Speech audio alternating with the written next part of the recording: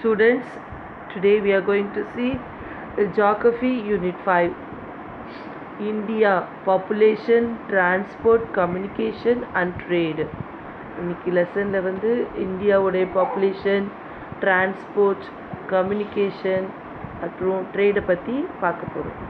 In this lesson, the learning objectives are to understand the growth and distributions of populations in India, to know about the human development in India, to learn the transport systems of India, to understand the communication system of India, to access the nature of trade in India.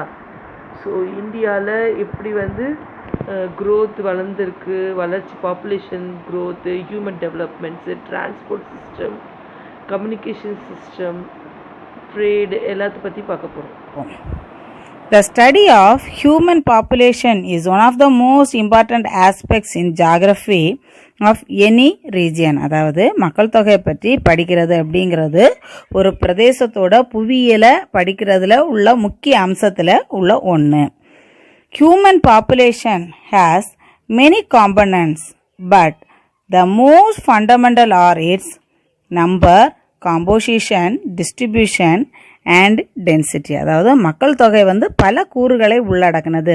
இதில் ரொம்ப அடிப்படையானது அது எவ்வளவு பேர் இருக்காங்க, எண்ணிக்கை, அப்புறம் என்னது அதோடைய காம்போசிஷன், ஆனா பெண்ணா, ஸோ அந்த மாதிரி கலவை, அப்புறம் பரவல், டிஸ்ட்ரிபியூஷன், அதுதான் பரவல், அப்புறம் என்னது அதோடைய அடர்த்தி, டென்சிட்டி, இவ்வளவு இடத்துல மக்கள் தொகை நெருக்கமாக இருக்காங்களா, கம்மியாக இருக்காங்களா, அந்த மாதிரி சொல்கிறது.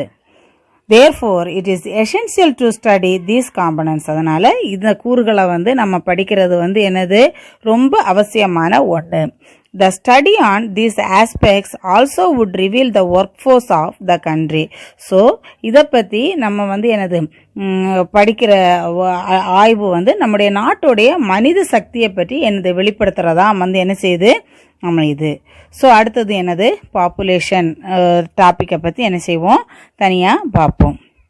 The total number of people residing in a country at a specified period of time is called the population of that country.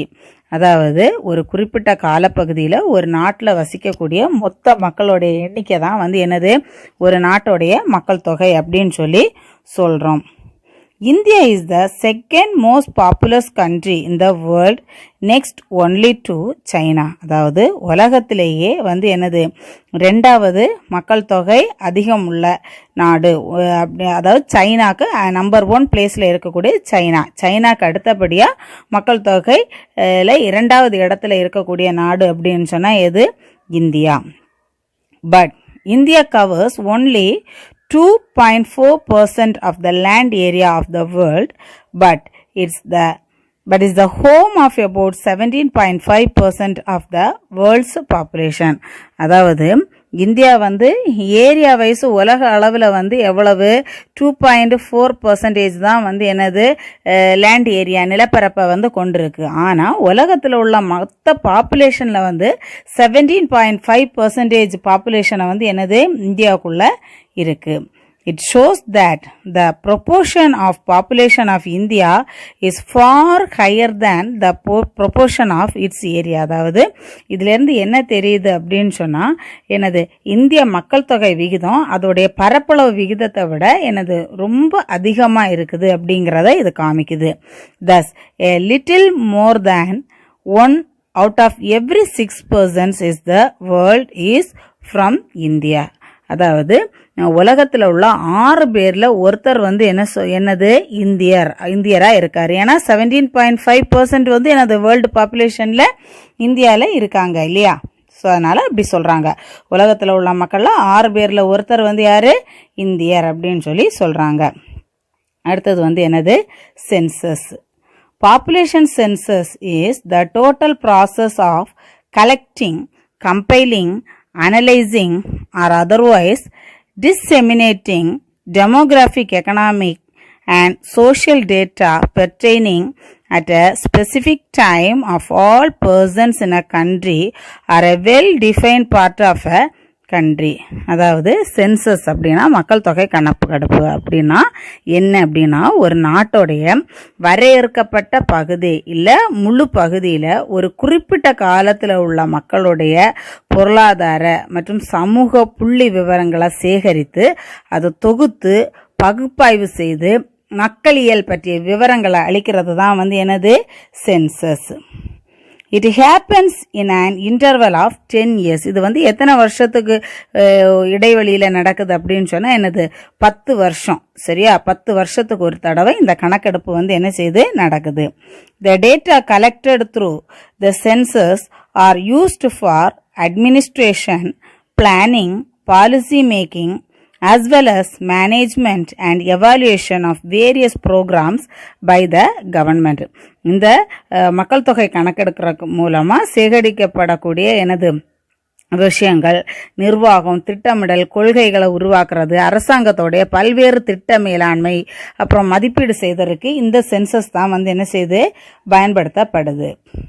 In India, first census was carried out in the year 1872. அதாவது இந்தியாவில் first மக்கள் தொகை கணக்கெடுப்பு வந்து 1872 வருஷம் நடத்தப்பட்டது. But the first complete and synchronous census was conducted in 1881. ஆனால் முழுமையான முதல் மக்கள் தொகை கணக்கெடுப்பு வந்து என்னது 1881 வருஷம் நடந்துச்சு. And the 2011 census represents the 15th census of India. அதாவது 2011 ரீசெண்டாக நடந்த சென்சஸ் வந்து என்னது 15வது மக்கள் தொகை கணக்கெடுப்பு அப்படின்னு சொல்லி சொல்கிறாங்க. அடுத்தது distribution and density of population. Distribution என்ன என்னது மக்கள் தொகை பரவல், எப்படி எப்படி எங்கெங்கே பரவி இருக்கு, இந்த ஏரியாவில் அதிகமாக இருக்குது இந்த ஏரியாவில் கம்மியாக இருக்குன்னு சொல்லுவோம் இல்லையா. அடுத்தது டென்சிட்டினா என்னது அடர்த்தி, மக்கள் தொகை அதிகமாக எங்கே இருக்காங்க. The term population distribution refers to the way of the people are spaced over the earth's surface. அதாவது மக்கள் தொகை பரவல் அப்படிங்கிறது புவியோடைய மேற்பரப்பில் மக்கள் எந்த இடைவெளியில் இருக்காங்க அப்படிங்கிறத வந்து என்ன செய்து குறிக்குது. The distribution of people in India is quite uneven because of the vast variation in the availability of resources. அதாவது இந்திய மக்கள் தொகை பரவல் வந்து இந்த வளங்களுடைய ரீசோர்சஸ் அதோடைய பரவலுக்கு ஏற்ற மாதிரி ஒரு அன்இவனா சீரில்லாமல் சீரற்று என்ன செய்யப்படுது காணப்படுது. Population is mostly concentrated in the regions of industrial centers and the good agricultural lands. அதே நேரத்தில் வந்து என்னது தொழில் மையங்கள், நல்ல இண்டஸ்ட்ரீஸ் இருக்கக்கூடிய இடங்கள், அப்புறம் செழிப்பான வேளாண் பிரதேசங்கள் உள்ள இடத்துல வந்து மக்கள் தொகை ரொம்ப செறிவு மிக்கதாக வந்து என்ன செய்யப்படுது காணப்படுது. On the other hand, the areas such as high mountains, arid lands, thickly forested areas, and some remote corners are very thinly populated, and some areas are uninhabited. அதாவது மலை பிரதேசங்கள், வறண்ட ஆரிட்ஸ் ரீஜன்னா எனது வறண்ட நிலப்பகுதிகள், அப்புறம் வனப்பகுதிகள், ரொம்ப தூரத்தில் இருக்கக்கூடிய தொலைதூர பகுதிகள், இந்த மாதிரி பகுதிகளில் வந்து மக்கள் தொகை ரொம்ப கம்மியாகவும் மக்கள் இல்லாமலும் வந்து என்ன செய்யப்படுது காணப்படுது. Terrain, climate, soil, water bodies, mineral resources, industries, transport and urbanization are the major factors which affect the distribution of population in our country. அதாவது வந்து என்னது நிலப்பரப்பு, காலநிலை, மண், அப்புறம் நீர் பரப்புகள், அப்புறம் கனிம வளங்கள், அப்புறம் தொழிற்சாலைகள், இப்போ டிரான்ஸ்போர்ட்டு இதெல்லாம், அப்புறம் எனது அர்பனைசேஷன் நகரமயமாக்கல். ஸோ இதெல்லாம் வந்து எனது நாட்டுடைய மக்கள் தொகை பரவலை பாதிக்கக்கூடிய முக்கிய காரணிகளாக இருக்குது. Uttar Pradesh is the most popular state in the country with a population of 199.5 million, followed by Maharashtra 112.3 million, Bihar 103.8 million, West Bengal 91.3 million, and the combined Andhra Pradesh and Telangana 84.6 million. அதாவது உத்தரப்பிரதேஷ் தான் வந்து என்னது இந்தியாவில் பாப்புலேஷன் அதிகமாக உள்ள state. அதில் அதோடைய population எவ்வளவு 199. 5 மில்லியன். அடுத்தது வந்து அதுக்கு அடுத்தபடியாக வந்து எனது மகாராஷ்டிராவுடைய பாப்புலேஷன் வந்து 112.3 மில்லியன். அதுக்கு அடுத்தபடியாக பீகாரோடைய பாப்புலேஷன் வந்து 103.8 மில்லியன். அதுக்கு அடுத்தபடியாக வெஸ்ட் பெங்காலோடைய பாப்புலேஷன் 91.3 மில்லியன். அப்புறம் ஆந்திர பிரதேஷ், தெலுங்கானா சேர்த்து வந்து எனது 84.6 million. These 5 states account for about half of the country's population. அதாவது இந்த 5 ஸ்டேட்டும் சேர்த்து மொத்தத்தில் நம்ம இந்தியாவுடைய பாப்புலேஷன்ல பாதி பாப்புலேஷன் இந்த ஸ்டேட்டுக்குள்ளேயே இருக்கு. Sikkim is the least populous state of India with 0.61 million. அதாவது இந்தியாவில் பாப்புலேஷன் ரொம்ப கம்மியான ஸ்டேட் அப்படின்னா சிக்கிம், அதோடைய பாப்புலேஷன் வந்து ஜஸ்ட் 0.61 மில்லியன் தான். Delhi with 16.75 million population tops among the union territories. அதாவது யூனியன் டெரிட்டரிஸை பார்க்கும்போது டெல்லியில தான் பாப்புலேஷன் அதிகம். எவ்வளவு?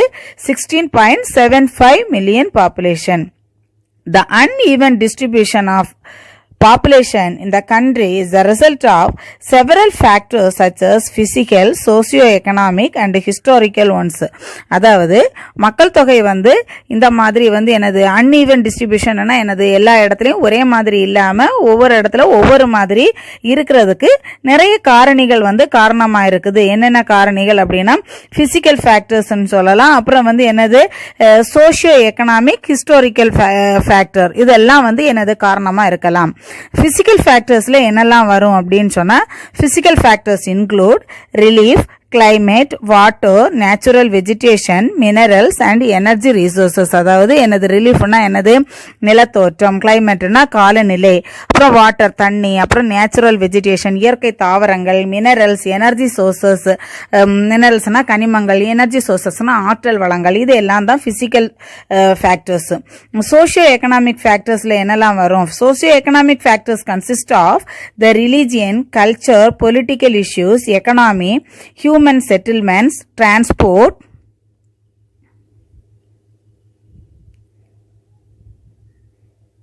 network, industrialization, urbanization, employment opportunity, etc.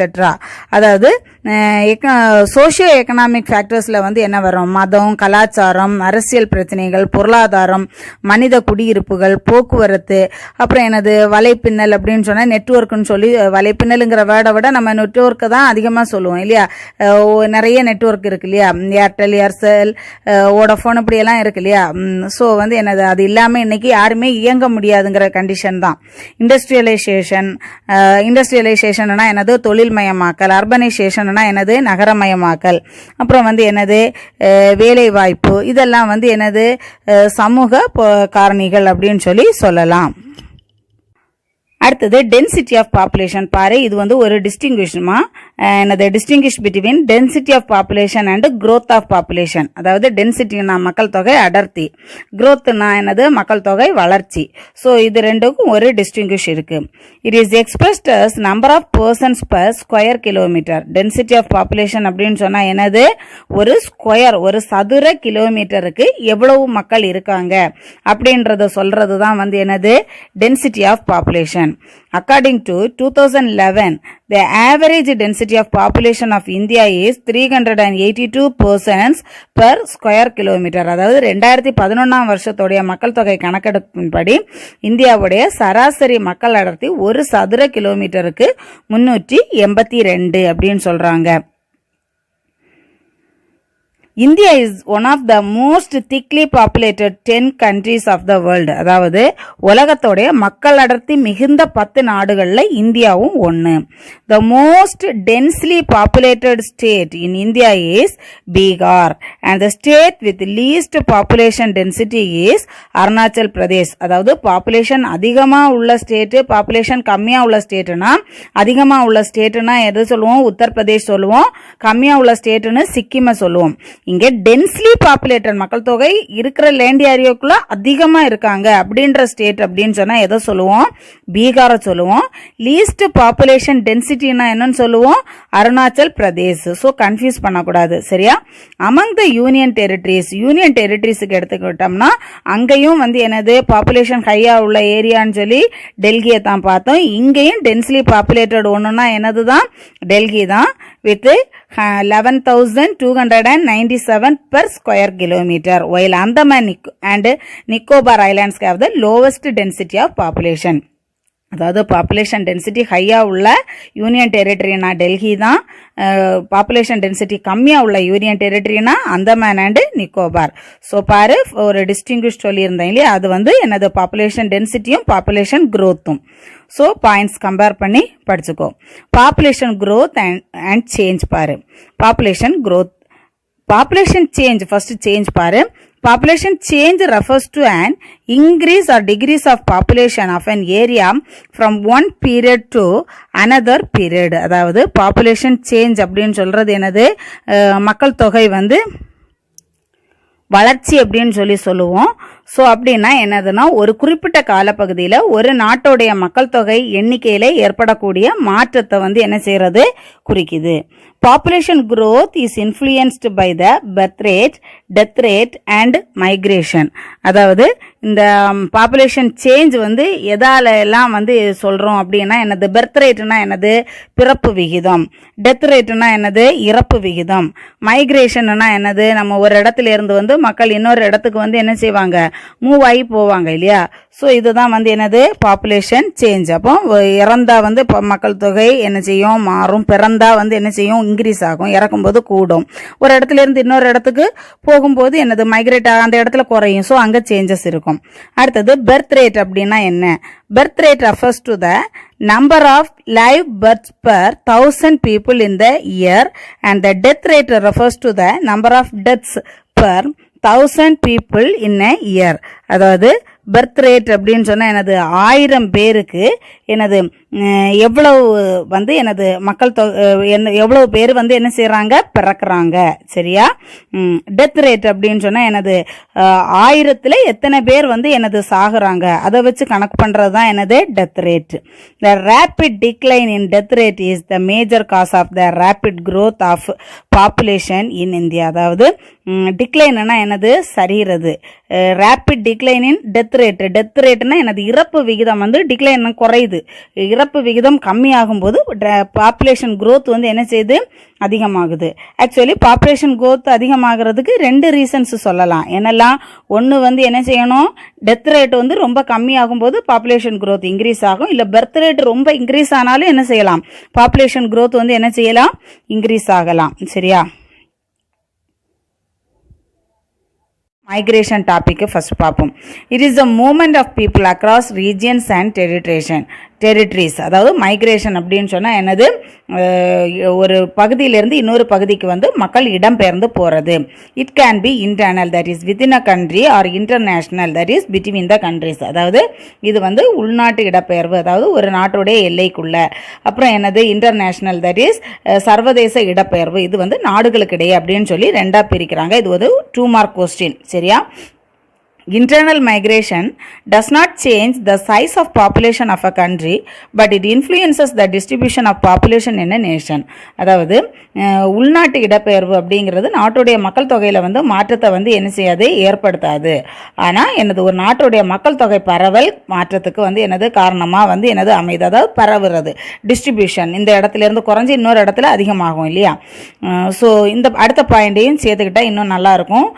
It plays an important role in changing the composition and distribution of population. அதாவது இது வந்து என்னது, இடப்பெயர்வு மக்கள் தொகை பரவல் அப்புறம் அதோடைய கலவையோட மாற்றத்தை வந்து என்னது ஏற்படுத்தக்கூடிய காரணியாக வந்து என்ன செய்யுது, அமைது. Unemployment and underemployment in the rural areas are the push factors. In India the mass migration is from rural to urban. அதாவது இந்தியாவில் வந்து இடப்பெயர்வு வந்து கிராமத்திலிருந்து நகர்ப்புறத்தை நோக்கி பெரும் திரளாக வந்து என்ன செய்யுது, காணப்படுது. Unemployment and underemployment in the rural areas are the push factors and the employment opportunity and higher wages in the urban areas caused by the industrial development are the pull factors of migration in the country. அதாவது push ஃபேக்டர்ஸ்ங்கிறதெல்லாம் நீங்கள் கொஞ்சம் 9th வந்து last year வந்து என்ன செஞ்சுருக்கீங்க, டீட்டெயிலாக படிச்சிருக்கீங்க இல்லையா. So அதாவது கிராமப்புறங்களில் வேலை வாய்ப்பு இல்லாததும் அப்புறம் எனது தகுதிக்கேற்ற வேலையின்மை. ஸோ இது வந்து எனது இடப்பெயர்வது எனது புஷ் ஃபேக்டர், அதாவது உந்து காரணியாக வந்து என்ன செய்து இருக்குது, இங்கேருந்து வெளியே தள்ளுறதுக்கு காரணமாக இருக்குது. நகர்ப்புறங்களில் வந்து தொழில்துறை வளர்ச்சியோடைய காரணமாக அதிக வேலைவாய்ப்பு இருக்குது, நல்ல சம்பளம் கிடைக்குது. இது வந்து என்னது புலம்பெயர்தலுக்கு என்னது இழுக்காரணி, இழுக்கிறதுனா அதை பார்த்து சிட்டியை பார்த்து அட்ராக்ட் ஆகுது. சரியா? ஸோ இந்த காரணிகளாக வந்து என்ன செய்து இருக்குது. அடுத்தது பாப்புலேஷன் காம்போசிஷன். பாரு, population composition refers to the characteristics such as age, sex, marital status, caste, religion, language, education, occupation, etc. அதாவது பாப்புலேஷன் காம்போசிஷன் அப்படின்னா மக்கள் தொகை கலவை. அதாவது மக்கள் தொகை கலவை அப்படிங்கிறது பல்வேறு பண்புகளான எனது வயது, பாலினம், திருமண நிலை, கல்யாணம் ஆனவங்களா கல்யாணம் ஆகாதவங்களா, அப்புறம் என்னது ஜாதி, மதம், அப்புறம் மொழி, கல்வி, தொழில், இதையெல்லாம் வந்து என்ன செஞ்சது உள்ளடக்குனது. The study of composition of population helps us to understand the social, economic and demographic structure of population. அதாவது இந்த மக்கள் தொகை கலவையை பற்றி நாம் வந்து என்னது தெரிஞ்சுக்கிறது வந்து எனது சமூக, பொருளாதார மற்றும் மக்கள் தொகையோடைய அமைப்பை நாம் தெரிஞ்சுக்கிறதுக்கு வந்து என்ன செய்யுது, உதவி செய்யுது. அடுத்தது ஏஜ் காம்போசிஷன். பாரு, the வயது கலவைன்னு சொல்லுவோம். The age composition of population refers to the number of people in different age groups in a country. அதாவது வயது கலவை அப்படிங்கிறது ஒரு நாட்டில் உள்ள மக்கள் தொகையில் உள்ள பல்வேறு வயது பிரிவினருடைய எண்ணிக்கையை வந்து என்னது குறிக்குது. இந்த வயசுலேருந்து இத்தனை வயசு வரைக்கும் இவ்வளோ பேர் இருக்காங்க, இந்த வயசுலேருந்து இத்தனை வயசு வரைக்கும் இப்படி இருக்காங்க அப்படின்னு சொல்லுவோம் இல்லையா, அதுதான்.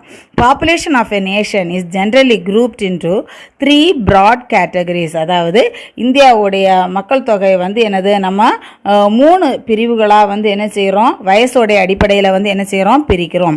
In India, the children who has less than 15 years of age constitute 29.5% and the people above 60 years constitute 8%.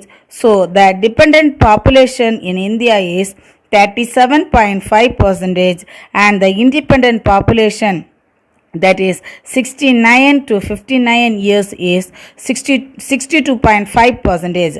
அதாவது நம்ம இந்தியாவில் எடுத்துக்கிட்டோம்னா எனது 15 வயசுக்கும் குறைவாக உள்ளவங்க அவங்க வந்து மற்றவங்களை டிபெண்ட் பண்ணி தான் இருக்கணும் இல்லையா. ஸோ இது வந்து 29.5%. 60 வயசுக்கு மேலே உள்ளவங்களுக்கும் மற்றவங்களுடைய உதவி இல்லாமல் இருக்கிறது கஷ்டம்.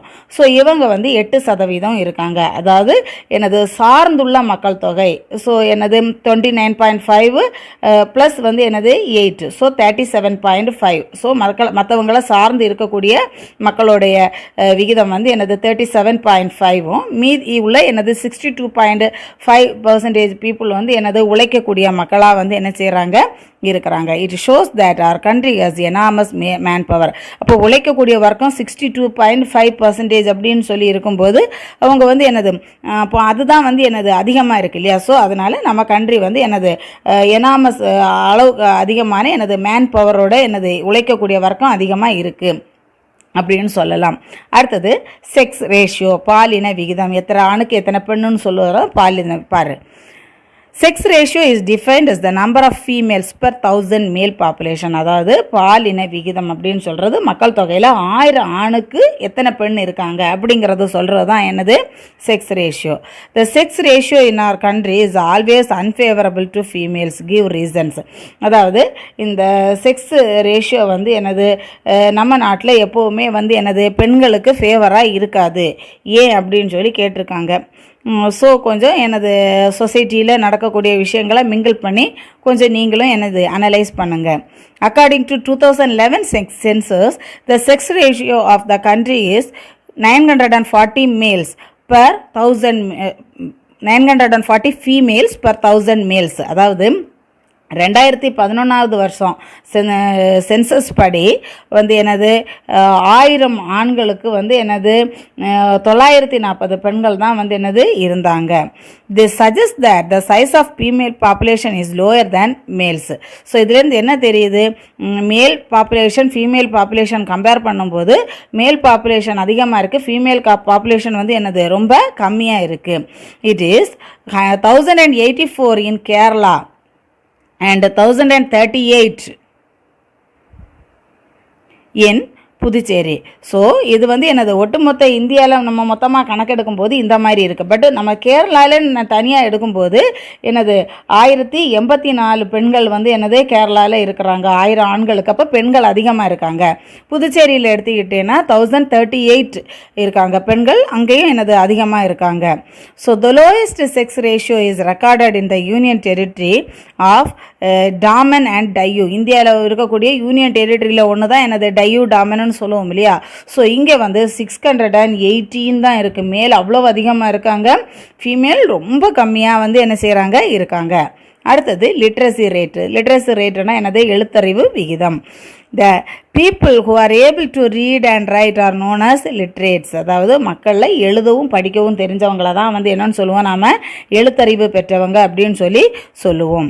It is an important indicator of quality of people. இது வந்து எனது மக்களுடைய தரத்தை அறிய உதவக்கூடிய ஒரு முக்கியமான அளவுகோல் அப்படின்னு சொல்லலாம்.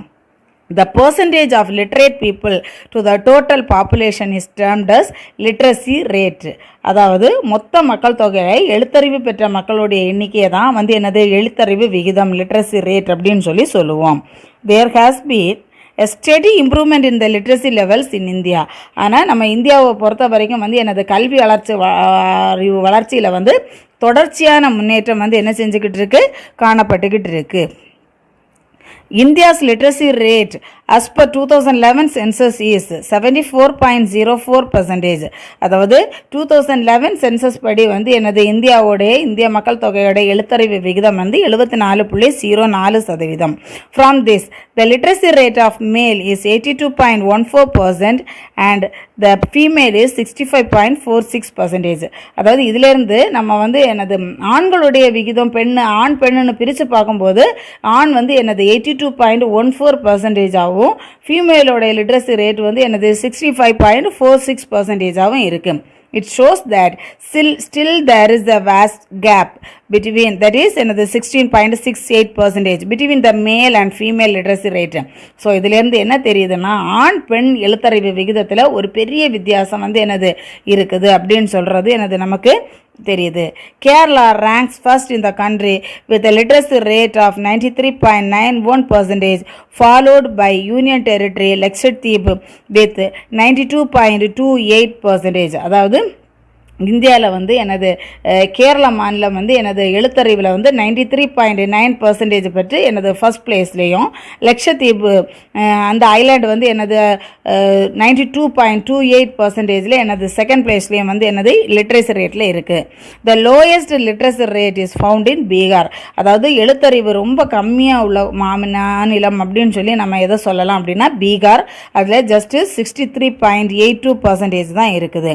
அடுத்தது வந்து எனது ஆக்குபேஷனல் ஸ்ட்ரக்சர், அதாவது தொழில்சார் கட்டமைப்பு அப்படின்னு சொல்லுவோம். The economically active part of a country's population is enumerated during the census operations and started as workers. அதாவது மக்கள் தொகை கணக்கெடுப்பு மூலம் பெறக்கூடிய தகவலுடைய அடிப்படையில் பொருளாதார நடவடிக்கையில் பங்கு பெறவங்களை தான் நம்ம என்னன்னு சொல்கிறோம், தொழிலாளர்கள் அப்படின்னு சொல்கிறோம். Workers are placed under 3-fold categories in census record. அதாவது சென்சஸ் ரெக்கார்டு படி எனது தொழிலாளர்களை வந்து என்ன செய்கிறோம், நம்ம 3 பிரிவுகளாக வந்து என்ன செய்கிறோம், பிரிக்கிறோம். They are main workers, marginal workers and நான் ஒர்க்கர்ஸ். அதாவது முதன்மை தொழிலாளர்கள் அவங்க மெயின் ஒர்க்கர்ஸ்ன்னு சொல்லுவோம். என்னது மார்ஜினல் ஒர்க்கர்ஸ்னால் பகுதி நேர தொழிலாளர்கள் அப்படின்னு சொல்லுவோம்.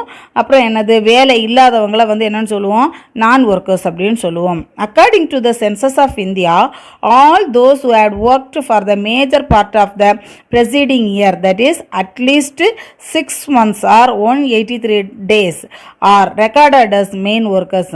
அதாவது மெயின் ஒர்க்கர்ஸ் அப்படின்னு என்னன்னு சொல்லுவோம் அப்படின்னு சொன்னால், ஒரு வருஷத்துக்கு வந்து எனது 6 மாதம், அதாவது குறைஞ்சது 6 மாதம் இல்லை வந்து என்னது 183 நாள் நடப்பு ஆண்டில் இவ்வளவு வந்து எனது பணியாற்றவங்க வந்து எனது இவங்களை முதன்மை தொழிலாளர்கள், இவ்வளவு நாளைக்கு அவங்களுக்கு வேலை இருந்ததுன்னா அவங்க வந்து எனது முதன்மை தொழிலாளர்கள் அப்படின்னு சொல்லுவோம்.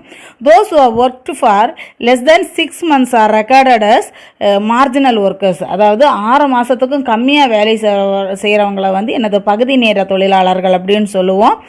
who have not worked at all comes under நான் ஒர்க்கர்ஸ். அதாவது வேலை செய்யாத மக்களை வந்து என்னது தொழிலாளர் இல்லை அப்படின்ற மாதிரி என்ன செய்வோம் நாம் பிரிப்போம். அடுத்தது பாப்புலேஷன் டைனமிக்ஸ். பாப்புலேஷன் டைனமிக்ஸ் அப்படின்னு சொன்னால் என்ன அப்படின்னு சொன்னால் மக்கள் தொகை இயக்கவியல் அப்படின்னு சொல்லுவோம்.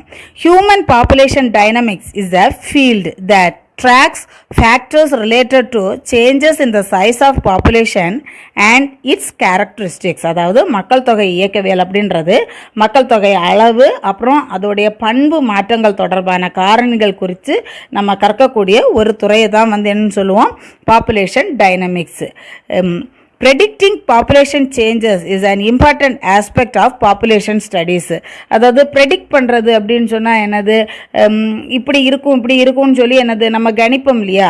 ஸோ எதிர்நோக்கக்கூடிய மக்கள் தொகை மாற்றங்கள் பற்றி படிப்பது எனது மக்கள் தொகை ஆய்வோடைய ஒரு முக்கியமான அம்சம் அப்படின்னு சொல்லலாம். அடுத்தது ப்ராப்ளம்ஸ் ஆஃப் ஓவர் பாப்புலேஷன், அதாவது அதிக மக்கள் தொகையினால் ஏற்படக்கூடிய வந்து என்னது பிரச்சனைகள் என்னென்ன. In India, growing pressure of population on resource base created many socio-economic, cultural, political, ecological and environmental problems. அதாவது இந்தியாவில் வந்து அதிகரிச்சுட்டு வரக்கூடிய மக்கள் தொகை வந்து என்னது சமூகம், பொருளாதாரம், கலாச்சாரம், அரசியல் அப்புறம் சுற்றுச்சூழலில் பெரிய சவால்களை வந்து என்ன செய்து ஏற்படுத்துது.